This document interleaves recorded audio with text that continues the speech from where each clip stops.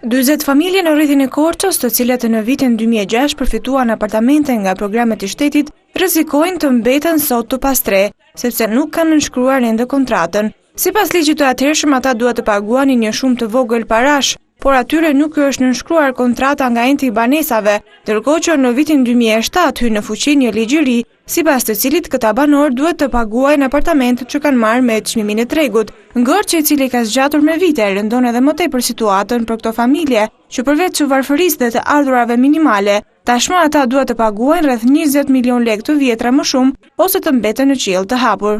Nga 6 milion 700 mijë i dhanë 32 milion. Tash këto 32 milion ku t'i gjejmë? Të vjedhim, të grabitim, nuk u kemi, unë s'kam për vete. Po mos u nga kati 5 me fëmit, të më vdeksha dhe kanceri me ratën e shtëpi. Në 2007 nuk u bë kontrata e 2006, erdhën në 2007 bidhën kontratën. Kontrata e 2007 ne na kalon me programin social. Do ndih që të paguajmë pallatin sa ka vlerën e saj. Ne nuk kemi mundësi të paguajmë. Ti je thoni ju vetë ne hap qeveria tot të burgut e t'ja jap. Nga ana e saj, bashkia u ka dhënë sqarimin e vetëm se nëse nuk nisin pagesat, ata mund të mbeten të pastre.